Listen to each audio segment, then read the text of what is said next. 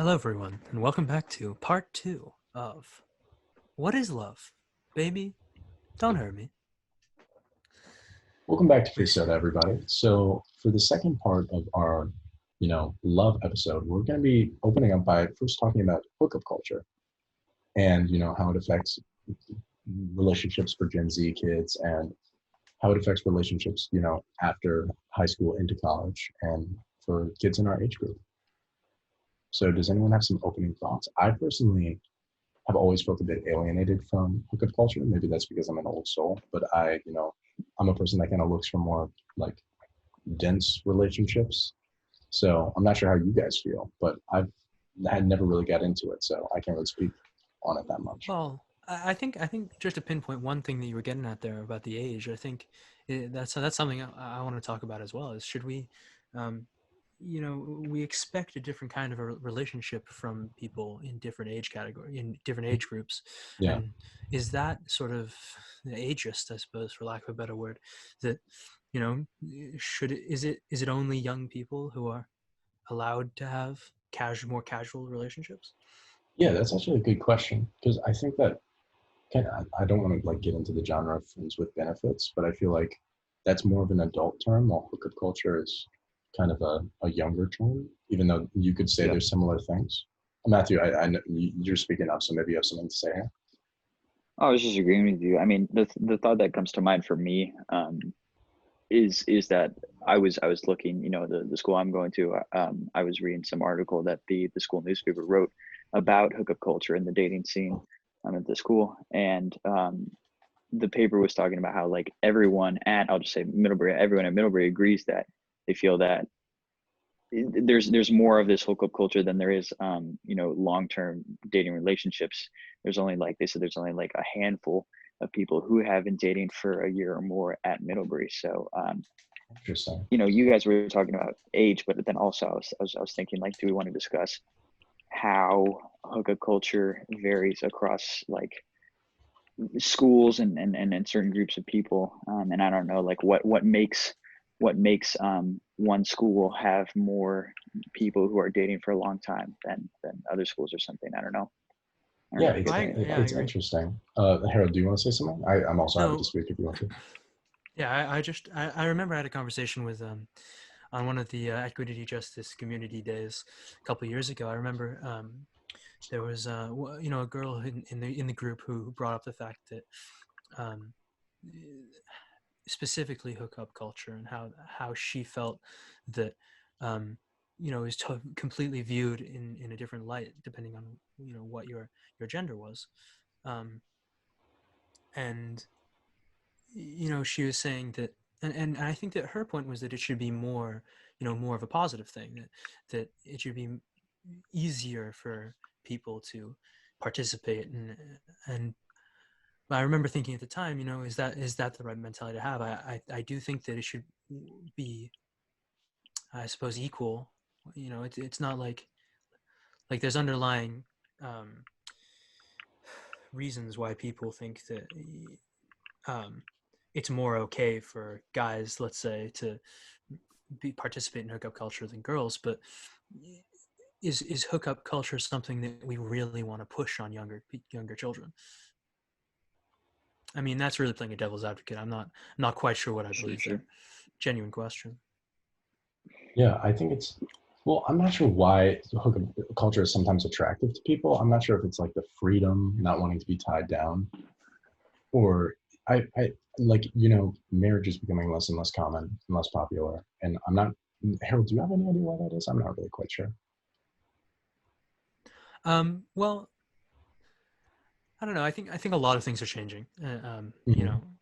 In relationships, but I think that it comes along with the trend of, like just in this coronavirus time, like work jobs are changing and life is changing, and I think also we're getting rid of some more rigid traditions, and Hmm. um, we're opening up a lot of doors, and there's more freedom for a lot of people. So I think that people are sort of capitalizing on that, and we're sort of seeing it as a symptom of that, sort of a growth in what we know as what we call hookup culture.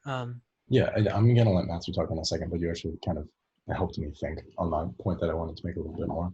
And I think that it's kind of that like uprooting. We talked about this in the first episode, or the first part of this episode, that uprooting of like these, I said archaic traditions like marriage and now kind of the traditional relationship into these more like fluid and nuanced human ways of going about companionship and connection. And I think that like hookup culture, I think is the wrong word for it because I think that when you associate, it's kind of this like it sounds more exchanging, you know, like it's more of an exchange between two people. But I think it's more of just like this freedom and kind of spectral way to go about relationships. And I think that it's moving in a good direction. And I think that less marriage and more just focusing on like the person you're with is also moving in a good direction. And I know Matthew wanted to say something on that. Yeah, backtracking a little, and I was going to say, I think, trying to think why has hookup culture become more popular, or why have the number of sustained marriages decreased? Like what's the changing variable in like across generations, or as we go further into the future? And obviously the biggest one is like changing in technology and the increased usage of social media. And obviously like social media affects everyone's lives in very impactful ways. And so I think your marriage can be affected by whatever you may be doing on social media. And I was thinking about like hookup culture. I would say, I think this isn't the case for everyone, but it could sort of come from like that has to do with your own self-esteem and like your own self-love, as it were. And how much time you spend on social media, and like all the like fake standards that are set up on social media with and that make people feel insecure or something if they're scrolling through Instagram, could mean that like your self-esteem is lowered enough or affected such that you'd be more inclined towards hookup culture than having a long-term relationship.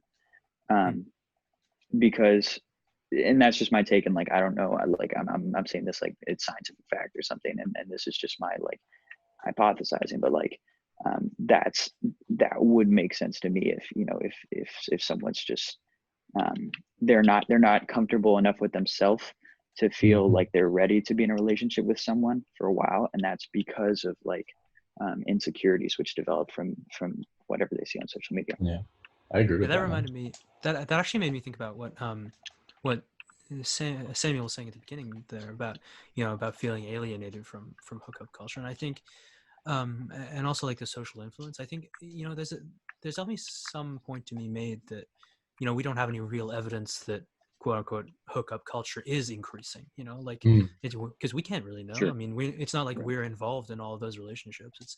And I think you're absolutely right about this with social media and technology, and like it's really the image.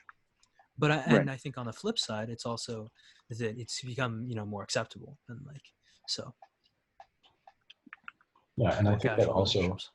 also part of that like new technology bit is, and this is a little silly to say, but like just purely accessibility, like platforms like I think Bumble is what it's called, and Tinder and stuff like that. Right. Yeah. Like That's true. I forgot about that. people and companionship is super accessible, and it's like a consumable good, or it can be sold like a consumable good Right. at this point. Mhm.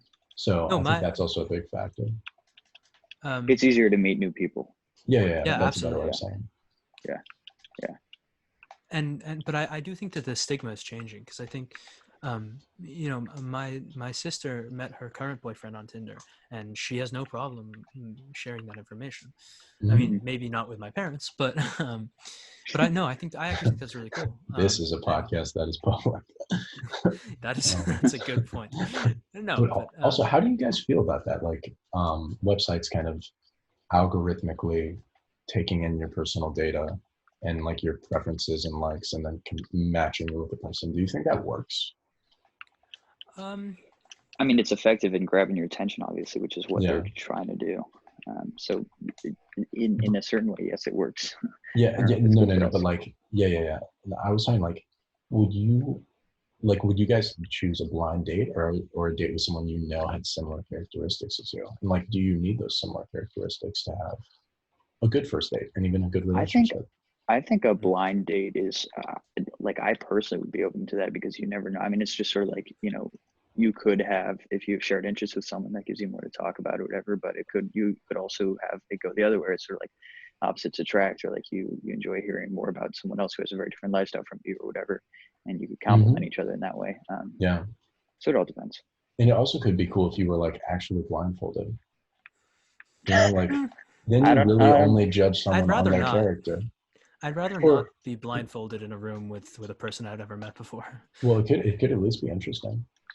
It would. Yeah, Sure. that's true. It would be a liability, though. You may be right.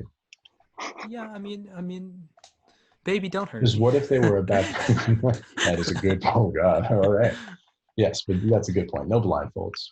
But yeah, I think overall social media has been good for relationships and such. Of course, like I guess. I'm not sure about Oh yeah, no. There's like the yin and yang of it. Mm-hmm. What I was gonna say is I think about like how, you know, our lives compared to how it might have been for like, you know, our grandparents would say back in my day or whatever sort of thing of like. Oh, back when the world was black and white. That's true. Exactly.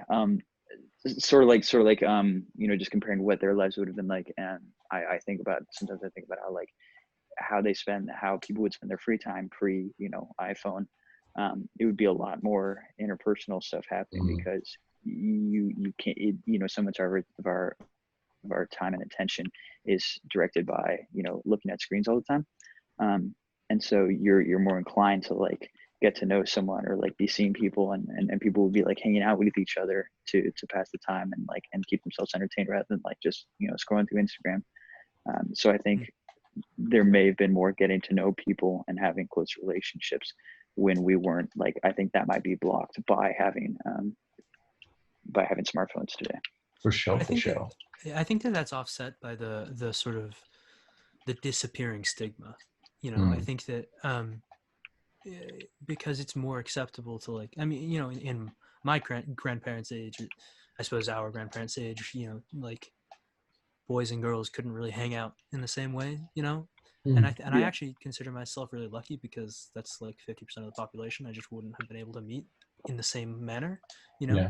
And so I think not from a sort of a love perspective, but more of sort of a life perspective, I'm grateful for that.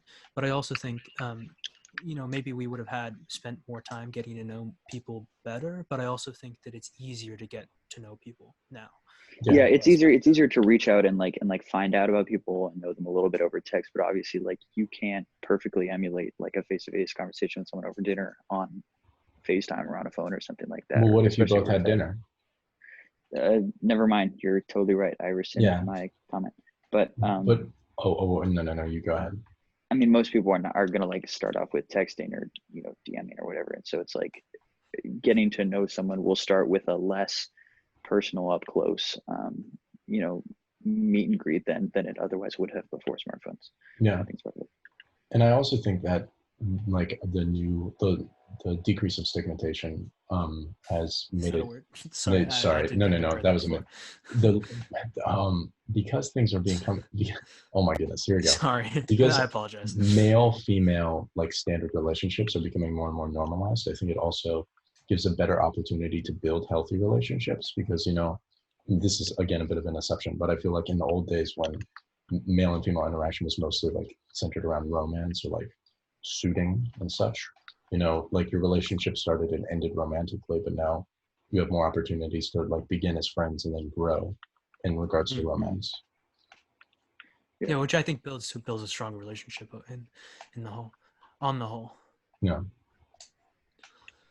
Oh boy. Do you guys think? Oh no, we already talked about fish. Never mind. Oh, true. Okay.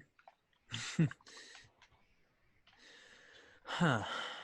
No, I think. No, I was just thinking about my. I have some Swedish relatives, and I was thinking about. So they're actually getting married this summer. Is that because they're Swedish? Well, sort of. Yes and no, actually. They're getting married for the second time this summer, and they were married many years ago, and they had, well, not many years, I suppose like 15 years ago, maybe 10 years ago, and they have two children together. They're called Jak and Love, which is kind of cool because that's a tangent, but his name is Love, Love. It's pronounced Love. And no. So so they've had all this time. They've had you know, a very healthy relationship, and they, you know, when we went to visit them, they would go both parents went with their children and my family to the beach, and we had a really nice day together. And so I think that the reason I was reminded of that is because, my I have a relative, an unnamed relative, who is divorced and has a very unhealthy relationship with their ex spouse, trying to keep it gender neutral.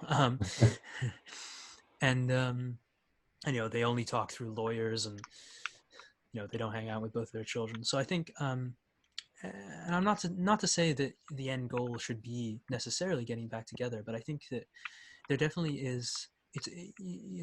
There's a culture component here, because I think it just surprises me that I do think it is because they're Swedish in a sense that they were able to rebuild their relationship in the way that they did. So how do you think? How do you guys think? I mean, we can't really have any perspective outside of our own culture, really. I mean, I suppose we can, but how do you guys think, our concept of relationships as a whole is sort of American? Matthew, do you want to open? I mean, I'm still trying to compose some thoughts if you have any, but No, I don't know. I The can only go thing ahead. sure, you go then.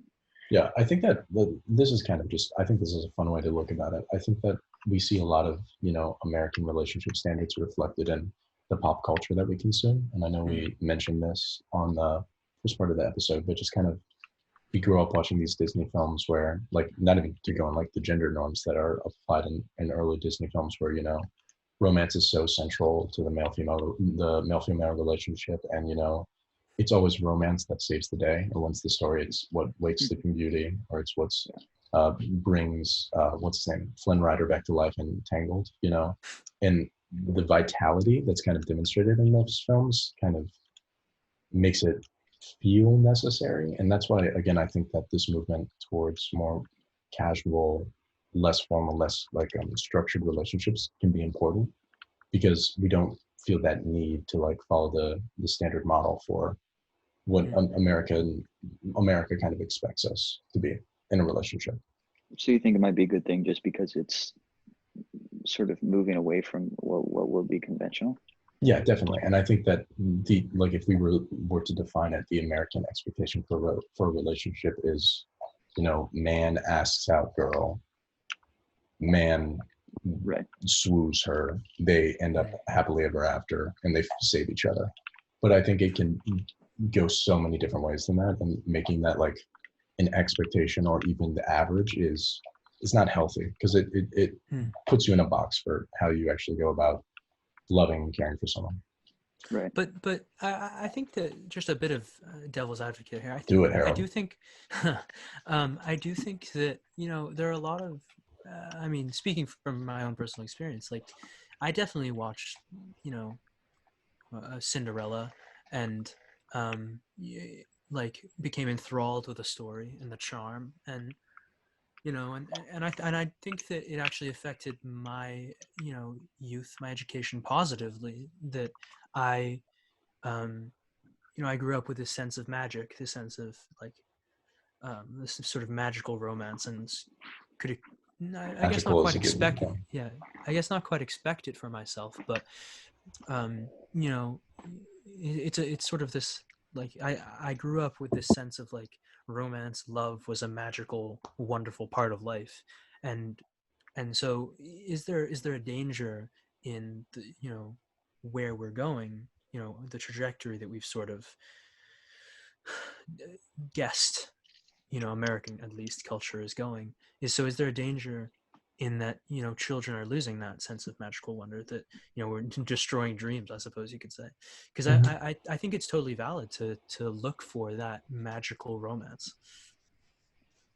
I'm not sure. I think I do disagree. I think that magic should be found in a more like organic, genuine manner. I'm not sure if you like go into any relationship expecting it to be like the one, the true love, or you're constantly looking for perfection, then it's like you're the architect of your own successful and you're too big to fail, which is an ironic colloquialism.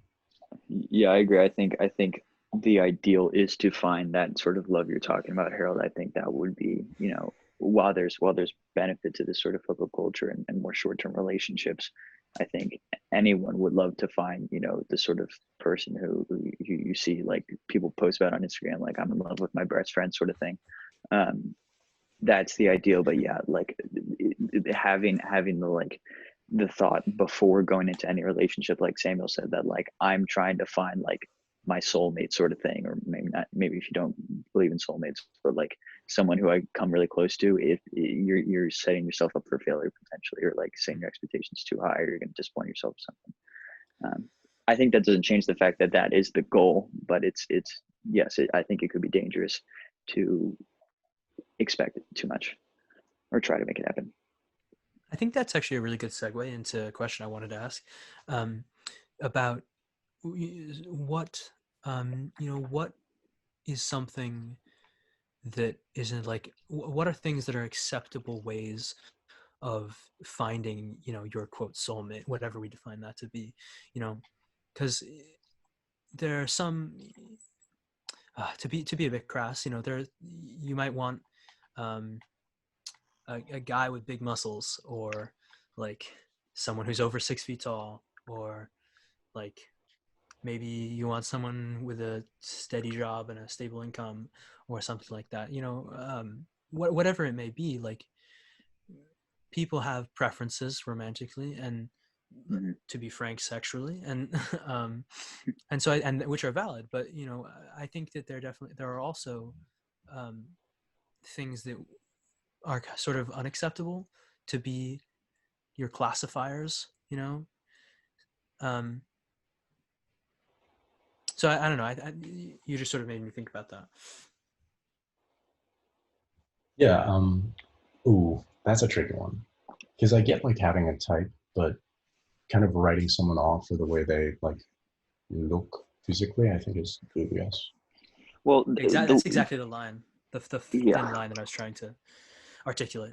You did it better. my reaction to that question, Harold, is similar to like I find that point similar to what Samuel brought up earlier about like, would you rather have a blind date, or I think that was Samuel that asked that, rather have a blind date or have a date where you already know the person has similar interests, of like, that person having similar interests sort of falls into that category of like knowing what you want in a person. You might think I want to like, be in a relationship with a person who shares my interests. But I think that would be sort of the value of the blind date. And why I said I'd be open to that is like, if you say I don't know what I prefer in a partner sort of thing, and just stay open minded, um, like you may think but you sort of may actually figure that out, through experience rather than just like assumption.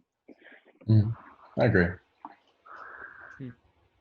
Yeah, it sort of made, I think, I agree, and it sort of made me think that maybe there's like a spectrum of love. Mm, Hmm. yeah. Yeah, um and because I think, um because there I are was thinking people about who are the like blindfold. inseparable. Yeah, because I think it's sort of a weird spectrum, like a zigzaggy spectrum, maybe. Then that, you could totally have a blindfolded date and find someone that you're completely in love with, or rather fall in love with a stranger, and then take off your blindfold and find out it's a robot. And Yeah. you can love that robot, You can. but you know Will Smith was in a movie called I, Robot. was he? I actually It did sort not of know that. reminds me of a question I've heard before of like, what if you were in love with someone and found that they were a worm, or they became a worm? Would you still love them? And some people say no. And I think those kind of people don't. The person who is turning into a worm, it seems like what they care about is on the outside, not the inside. Maybe Hmm. Harold has a refute there. No, I agree. I mean, so that's what I was saying about different kinds of love, and I think we mentioned this. We touched on this in part one. Is that, there's this sense of platonic love, and so in the sense that, non-sexual physical love, and it's purely like, we have similar interests, similar minds, um, and and then there's romantic love, and I've always sort of thought about it as binary, but actually I think that there's sort of a spectrum, because I think that, it's kind of weird though, because maybe I'm wrong, maybe because I don't know if you can be semi-sexually attracted to someone. Yeah, it's weird. You know, but then there's Yeah. also something to be said for the fact that there's a distinction to be made between romantic and sexual love. That, I mean, those two aren't the same thing necessarily. So I don't know really what I'm saying, but I definitely think that you know, the kind of love you have for a best friend is very similar in some senses to the kind of love you have for your romantic partner or your spouse. But so I suppose my question really, to pinpoint it, is the only distinction between the love for a best friend and the love for a spouse like sex? Is it really just physical, romantic attraction? That is a good question. I want to say yes, but I also think no. Well, I don't, the opposite, I mean. I'm not articulating this well. Sorry. I want to say no, but my first response is yes, because I don't know how I would say that that's reminds me not of the the Justin case. Bieber song. Oh yeah, baby. Nope, not quite. I'll show you from the deluxe album yes, Purpose. Oh, but you want to say no. what do you mean? Oh, jinkies. Jinkies indeed, my friend. So, dang it, I had a segue that I thought was important, but now I forgot Language. it. I said, dang it. Yeah, and I said language. You're right. You should say fudge. I forgot what I was going to say. Does anyone have a segue to quickly do while I think about the point I was trying to make? Sure, I can give it a go. So we were talking about the distinction between sort of romantic love that one might have for a spouse and platonic love that, deep friendship. Oh, I have my point. I'm so okay. sorry. All right. No. But there here's we my go. thing. We made it.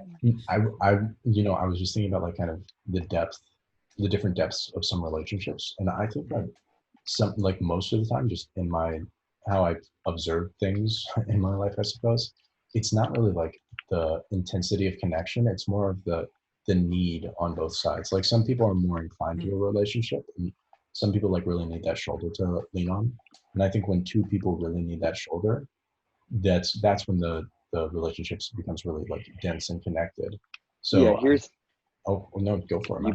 You finish. No, you go for it, man. I'll come back later. Well, I was going to bring up a new point, so I want you to finish your point before. And then I want to hear that new point, though. Okay. Well, then what I was going to say, that's a good segue, is that that I saw an article a few days ago. I never read it, but it was discussing the potential problems with an unbalanced relationship, as it were, where one person's more invested in it, or I was just thinking about the sort of like in need of relationship, as you were just saying. And so it's sort of like what potentially comes out of a relationship where one person, because you were saying, I agree, this is what that article was saying, is that like when two people are equally invested in the relationship, and like, love each other equally, even though that may be difficult to measure, that is, the ideal situation. But I don't know what the question is, I guess, but that's just sort of a new point I wanted to bring up. I don't know if you guys have any thoughts about that, about like the idea of having an unbalanced relationship, and how do you deal with that, and how problematic could that be? I think unbalanced relationships can be pretty problematic. I've if it's heavily unbalanced. Fantastic. Okay. Elaborate. Well, I mean, I feel like sort of the trajectory that we're going is that either that we have no idea what. Let me rephrase. I have a feeling that what we're starting to figure out is that love is really just what you make of it, and it's very personal and individual. Sure. And as I was saying before about maybe there's a spectrum of love. I think it's, there's also it's not even really a spectrum. It's more of a just a map, I guess, a web of interconnectedness, interdependence.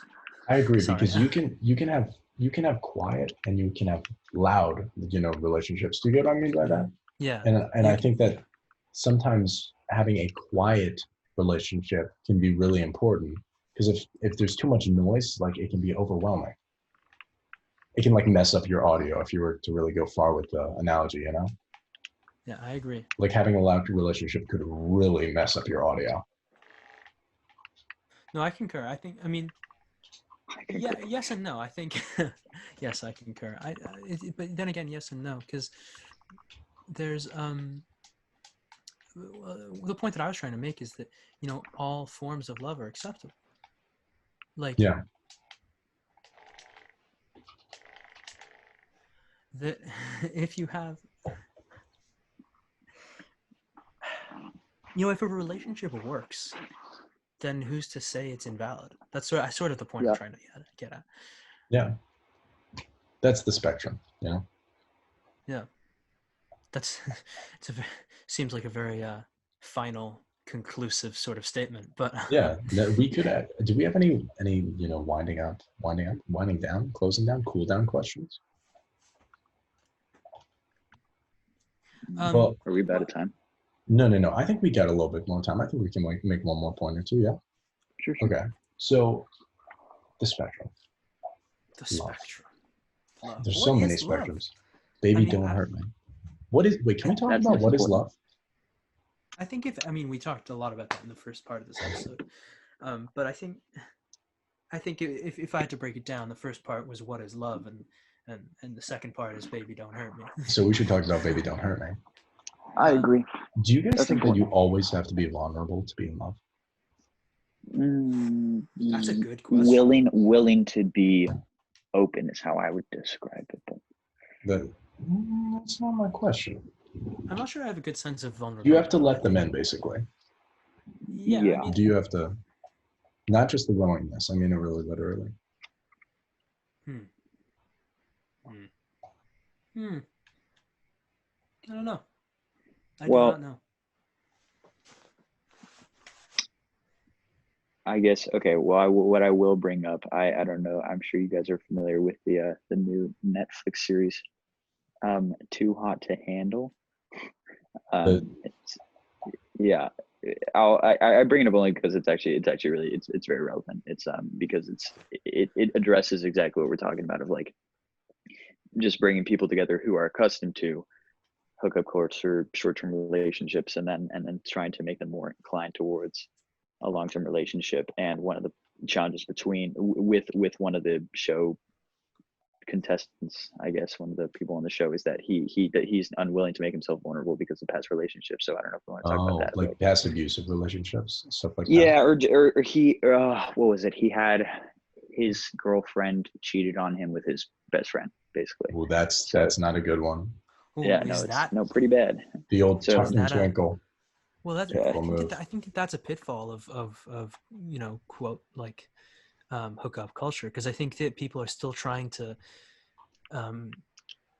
there's definitely sort of this balance between like expecting deep committed romantic relationships, and also so it's like this tug and pull, what is it?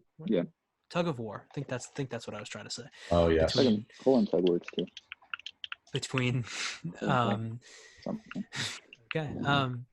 So yeah, I think that's sort of where the problem comes from with that kind of problem in a relationship, is one person, like the two people in the relationship don't agree really, or have the same understanding of what the relationship is. Communication, man. I know everyone says it, Yes. but communication. I agree. And It's like but beyond that vital. actually I sort of just reminded myself actually that I just said two people, and trying to be as inclusive as possible. What is your stance on romantic relationships that involve more than two people? I personally don't dig them. That's just before we move there, I was just going to say that, I think I was going to say how communication is also a virtuous cycle of like communicating so that you're open and comfortable with each other. Yeah. So that then, in order to communicate, like it yeah, in that way, it's a virtuous cycle. And I hate to Uh, bring back the sound analogy, but I feel like a relationship that isn't just two people can be incredibly loud. Like, you know how we were talking about ruining audio, like Mm. dangerously loud. But that's just me continuing my No. analogy, you know? Yeah, I Yeah. agree. I concur, strongly concur. I think that Harold, do you actually think are you good with what's the term? I'm sorry, I'm unfamiliar with it. no no I was just saying that I agree. I think that I think the sound analogy is good. I think there's definitely something to be said for there isn't quite enough love to go around for more than one person. I Mm. mean, there's this one great another Netflix show that at least I think it's on Netflix. I don't remember what it's called. I really should look it up. But it's about a Sword Art Online. no close Okay. though. About a suppose I suppose you would say thruple. It's kind of an awkward word, but about this relationship between this married couple who meets this third person, and they have a very healthy relationship, but they also the whole show explores the pitfalls and the struggles that come with that kind of unconventional relationship. Mm. Um, I mean, like you called it a trouble.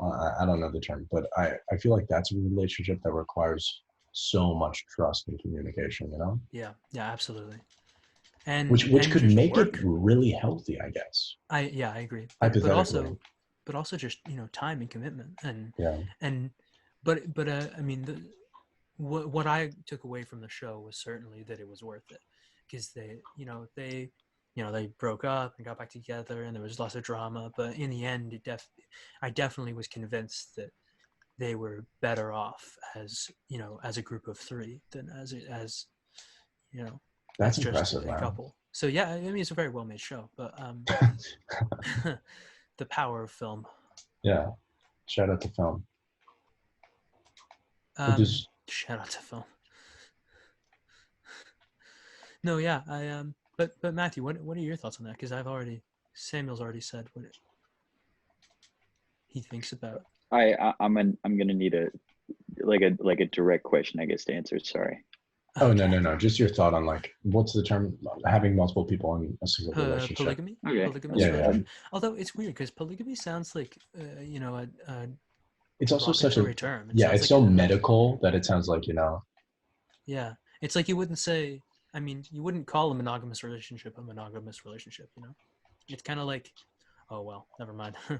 Not sure I want to get into that, but I was gonna say it's kind of like how atheists are called atheists. Well, never mind. The analogy being, I'll have to explain now, but the analogy being that there are so many religious people in the world, so it's surprising that non-religious people have to be given their own label. Um, so maybe it's just that polygamy is less common, the less standard, that it's that people refer to them as polygamous relationships. So, but I've never met or heard of anyone in a polygamous relationship. So I mean, I do want to be inclusive, but also like it's kind of weird to be inclusive of people you've never met. yeah. That's another tricky thing. But I mean, well, I'll pose this question: would you guys be open to being in a polygamous relationship? No. Really? Yeah. Yeah. Hmm. I think I definitely would. I Interesting. think it'd be difficult to make sure one person doesn't feel excluded, which is the obvious problem that presents itself with polygamous relationships. But I'd rather be able to invest my time in one person. I don't know. It's a weird phrasing.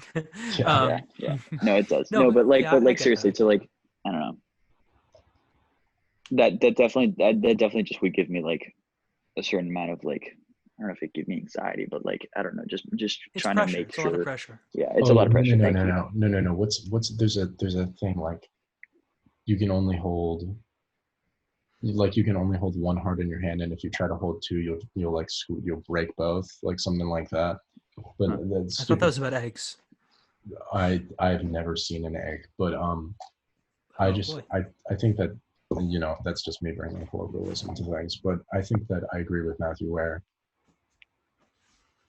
like that one weak link or that one person that feels they're not getting like an equal share of the relationship can be super problematic. So finding like, I feel like you have to be really selfless to be in a relationship like that, because all the concerns of like taking care of your role in the relationship are really taking care of two other people. And that's why I was just impressed by your like the brazen way in which you said, you Harold said like I'd be cool with a relationship like that. Well, I mean, it's definitely. I think that the reason I say yes is partially because I've seen this TV show that I really enjoyed and really made me convinced me that it was. Well, I saw that too, but it also that wasn't the show that convinced me that polygamy was like doable, I suppose, for lack of a better verb. But I think I think that the reason that I say that is because I could. I think that sort of it's hard to articulate, but without saying something I shouldn't. But I think I can definitely relate to wanting to love two people at the same time, and I think that that's actually why we have so much, I mean, sort of Shakespearean is a lot of drama comes out of loving two people equally, and that's a lot of the time why we get people who cheat in relationships. And so that goes back to what I was saying a while ago about there's this constant tug of war between wanting to have more open relationships and wanting the complete commitment from one person. So I think that the reason that I say yes, and maybe I shouldn't say it as readily as I did, but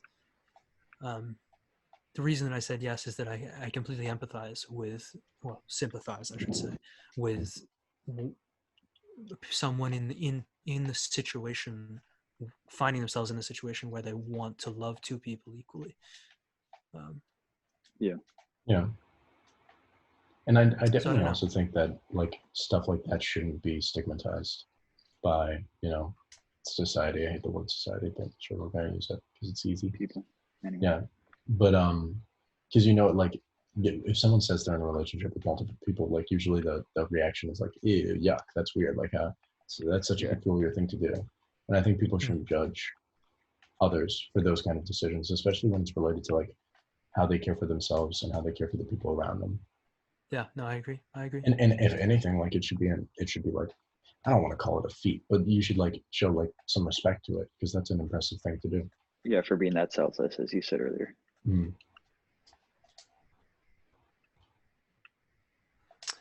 So I think that's a strong place to end for this episode. We've done it. We found out what is love, and we may have gotten hurt along the way, but baby, we learned something. So yeah, no, I agree. Do you want to send us out, Harold? Maybe we should think of an outro. That'd be kind of hype. It would, but we don't have one right now. Okay, all right. Well, that sucks. That's just as good an outro as any. All right, so we don't have an outro, so goodbye. Sayonara. We can't say that's all for now, folks, because plagiarism. Hey, well, now you've said it. It's too late now. And that's all, folks. Thanks for listening, guys.